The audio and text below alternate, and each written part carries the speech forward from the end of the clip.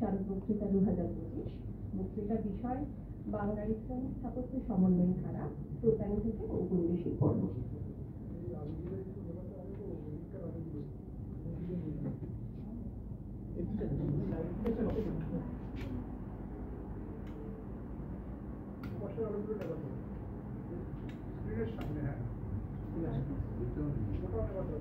বিষয়টি গুরুত্বপূর্ণ বলেই আমাদের মনে হয়েছে এবং রাজীবের সঙ্গে সেটা নিয়ে দীর্ঘ আলোচনা হয়েছে এবং এত কম আলোচিত এবং আমরা যেটুকু সাধারণভাবে আমাদের বইপত্রে পড়ছি সেখানেও কিন্তু দেখা যাচ্ছে যে গভীরে না যাওয়ার ফলে অনেক ত্রুটি থেকে গেছে। সেটা একমাত্র ক্ষেত্র সমীক্ষার মাধ্যমে সেই ত্রুটি কাটিয়ে ওঠা সম্ভব। 30 বছর আগে আমারও যা ধারণা ছিল এবং বইপত্র পড়ে যা মনে হয়েছিল, আজকে তা থেকে অনেকটাই সরে এসেছি এবং বিশেষ করে এই সমন্বয় ধারার প্রসঙ্গটা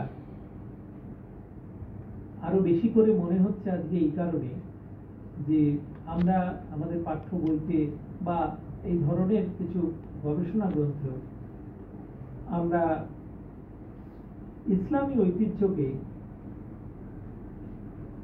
খুব সরাসরি কয়েকটি অংশে আলাদা করে ফেলি, যেমন সুলতানি, মোগল, ঔপনিবেশিক এরকম ভাবে ভাগ করে ফেলা হয় এবং সেখানে অনেকগুলি সূত্র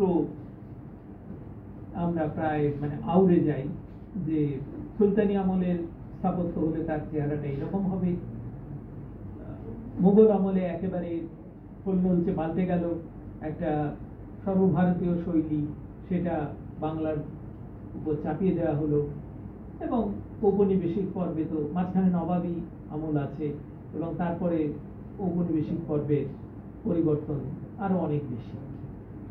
এই যে প্রত্যেকটা পরিবর্তনের ধাপ, সেটা সম্বন্ধে আমাদের যে ধারণাগুলো ছিল এবং আমরা বারংবার সেগুলি বলতাম, এবার ক্ষেত্র সমীক্ষা করতে গিয়ে বিশেষ করে বাংলার বিভিন্ন প্রত্যন্ত জেলায়, এমনকি কলকাতাতেও এমন অনেক স্থাপত্য নজরে পড়ল যেগুলো সম্পর্কে কোনো গভীর আলোচনা কোথাও হয়নি এবং যদি বা তার উল্লেখ আঞ্চলিক ইতিহাসের বইতে থেকেও থাকে, কিন্তু সেখানে তার যে সঠিক অবস্থিতি, এই সামগ্রিক স্থাপত্য ইতিহাসে তার জায়গাটা ঠিক কোথায়, সেটা ধরার কোনো চেষ্টা হয়নি। আমাদের পুরাকীর্তির উপর যে সরকারি গ্রন্থমালা,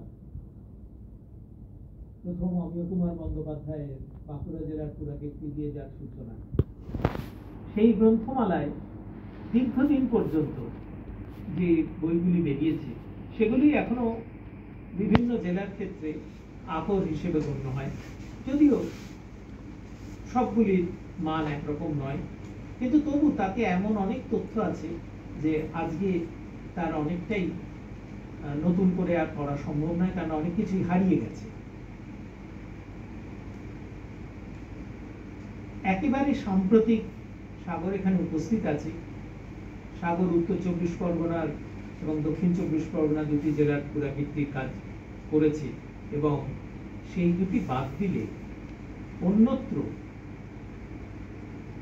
ইসলামী স্থাপত্যের উপর গুরুত্ব খুবই কম দেওয়া হয়েছে এবং বিশেষ করে যদি উল্লেখটুকু থেকে থাকে, কিন্তু সেই স্থাপত্যের যে চরিত্র সেটা বিশ্লেষণ করার কোনো চেষ্টা করা হয়নি।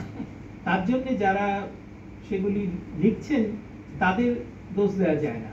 এই কারণে যায় না যে আমাদের এই স্থাপত্য আলোচনার যে কাঠামো সেইটাই কিন্তু সঠিকভাবে এখানে তৈরি হয়নি। এটা ভারতের অন্যত্র যেভাবে আলোচিত হয়েছে ইংরেজি গ্রন্থে, অথবা আমাদের প্রতিবেশী বাংলাদেশে যেভাবে আলোচনা হয়েছে, বিশেষ করে পারভীন হাসান বা খন্দকার আলমগীর এবং আরো অনেকে, তারা যেভাবে আলোচনা করেছেন, সেই জায়গা এখানে কিন্তু সেই জায়গাটা তৈরি হয়নি। এটা না হওয়ার ফলে যারা আলোচনা করছেন তাদের পক্ষে সেই স্থাপত্য চোখে দেখলেও তার চরিত্র বিশ্লেষণ করা বা সেটাকে আলোচনার মধ্যে একটা ধারাবাহিকতার মধ্যে নিয়ে আসা, সেটা তাদের পক্ষে সম্ভব হয়নি। এই অন্যান্য আলোচনা এবং তাদের তৈরি করা কাঠামো, সেই জায়গা থেকে আমরা কিছুটা চেষ্টা করেছি এবং ক্ষেত্র সমীক্ষার ভিত্তিতে এইটাই দেখাতে চেষ্টা করছি যে এই তিনটে পর্বে, সুলতানি, মুঘল এবং তারপরে নবাবী হয়ে ঔপনিবেশিক, এই তিনটে পর্বে যে ইসলামী স্থাপত্যের যে বিবর্তন, সেটা কিন্তু তার মধ্যে একটা খুব পরিষ্কার ধারাবাহিকতা আমরা দেখতে পাচ্ছি। সেই ধারাবাহিকতাটাকে চিহ্নিত করার জন্যে এবং তার সঙ্গে পাশাপাশি যে মন্দির স্থাপত্য তৈরি হচ্ছে, মাঝখানে কিছুটা সময় আমরা মন্দির স্থাপত্য পাচ্ছি না। ইসলামী শাসন শুরু হওয়ার কয়েক শতক পর্যন্ত আমরা সেভাবে কোনো মন্দিরের নিদর্শন, খুব বিচ্ছিন্ন কয়েকটি ছাড়া, নিদর্শন পাচ্ছি না। কিন্তু তারপরে ষোড়শ শতক থেকে আমরা বাংলায় একটা নতুন ধারার মন্দিরের সূচনা দেখতে পাচ্ছি।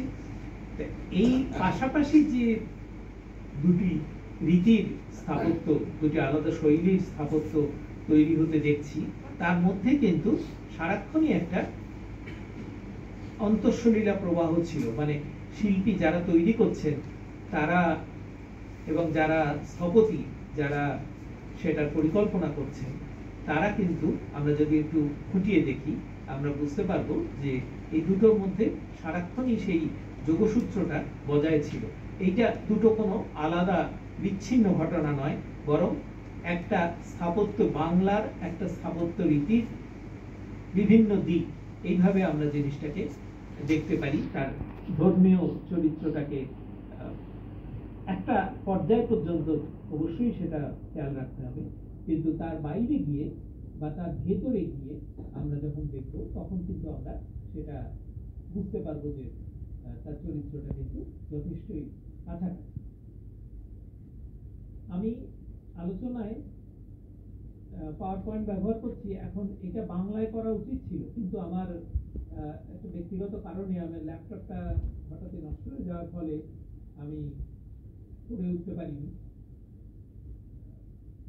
সেই জন্য দুঃখিত, আমি ইংরেজিতেই বাধ্য হয়ে এটা দেখাচ্ছি। আশা করি অসুবিধা হবে না। আমি প্রথম দিকে আলোচনার প্রথমে, যদিও বাংলা আমার আলোচনার বিষয়বস্তু, কিন্তু প্রথম দিকে আমি ভারতে প্রথম ইসলামিক স্থাপত্যের যে সূচনা, তার কিছু নমুনা একটু দ্রুত দেখিয়ে নিতে চাই।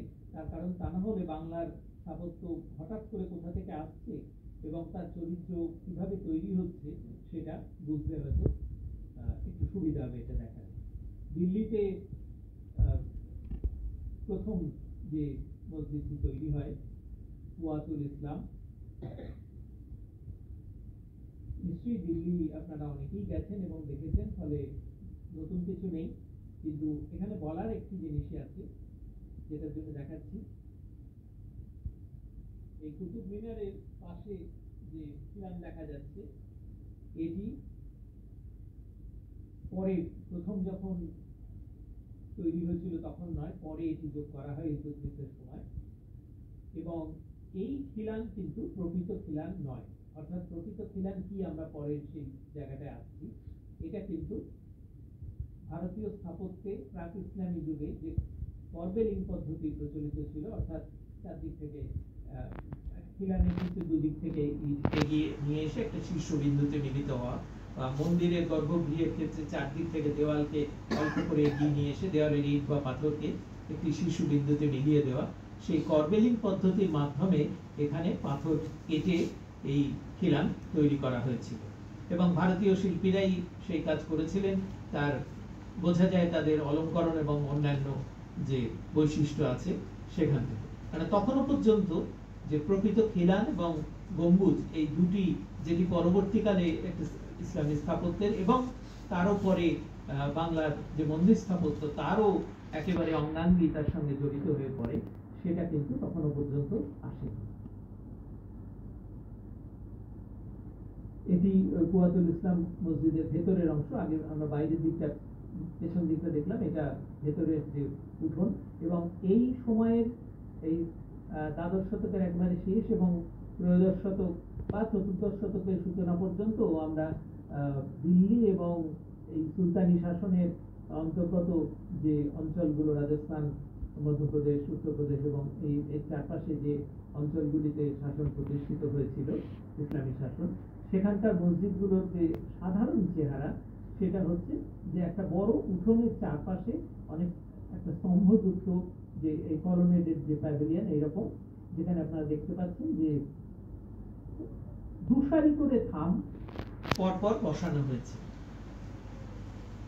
এই সব থাম এবং এর গায়ে ব্যাপক অলঙ্করণ আছে এবং এগুলি প্রাচীনতর কোনো ভারতীয় স্থাপত্য থেকে সংগ্রহ করা, সেটা দেখলেই বোঝা যাচ্ছে। এখানে দুটো থাম ব্যবহার করার কারণ হচ্ছে যে এখানে এর উচ্চতাটা বাড়ানো যাতে আলো হাওয়াটা বেশি আসে। এবং আমরা এটা জানি যে মন্দির স্থাপত্যের সঙ্গে মসজিদ স্থাপত্যের যে মূলগত প্রভেদ যে জায়গাটায়, একটা ক্ষেত্রে একটা ছোট গর্ভগৃহ তৈরি হয় এবং সেই গর্ভগৃহে উপাস্য দেব বা দেবীর মূর্তি থাকে এবং সেখানে একজন পূজারীর মাধ্যমে একজন কেউ গিয়ে উপাসনা তার পূজা দিতে পারে। কিন্তু মসজিদের ক্ষেত্রে ব্যাপারটা সম্পূর্ণ উল্টো।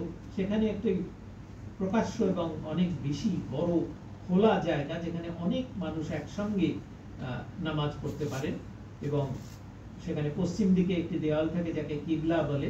এখানে ভারতের পশ্চিম মক্কা যেহেতু ভারতের পশ্চিম দিকে, সেই জন্য এখানকার সব মসজিদেরই কিবলা দেওয়ালটি পশ্চিম দিকে থাকে এবং বাকি অংশে একটি খোলা উঠান বা শান থাকে, যেখান থেকে আমাদের শান বাঁধানো কথাটা এসছে বাংলায়।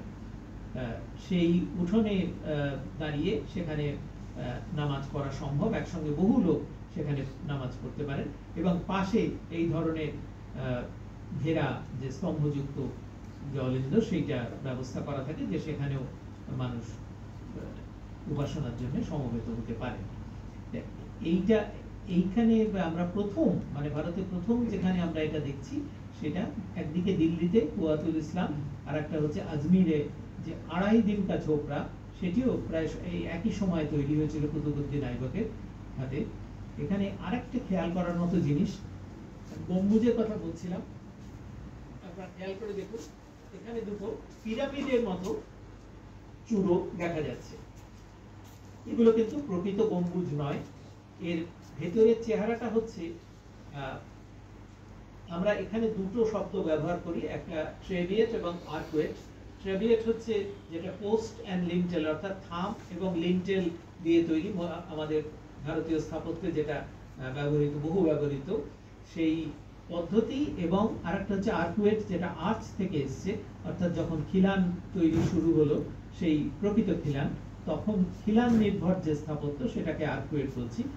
এখানে এই গম্বুজ কিন্তু আর্কুয়েট পদ্ধতিতে তৈরি নয়, এখানে ট্রেভিয়েট পদ্ধতিতে, অর্থাৎ এই চারদিকে চারটে থাম এবং তার মাথার উপর চারদিকে চারটি লম্বা পাথর দিয়ে সেটাকে লিন্টেলের মতো করে তৈরি করে তার উপর পাথরের রিং বসিয়ে একটা চ্যাপ্টা গম্বুজ তৈরি করা হতো। এবং এটা তার আগে মন্দিরে ঠিক একইভাবে পশ্চিম ভারতের এবং মধ্য ভারতের অনেক মন্দিরে, প্রাচীন মন্দিরে আমরা এই পদ্ধতিতে গম্বুজ নির্মাণ দেখতে পাই।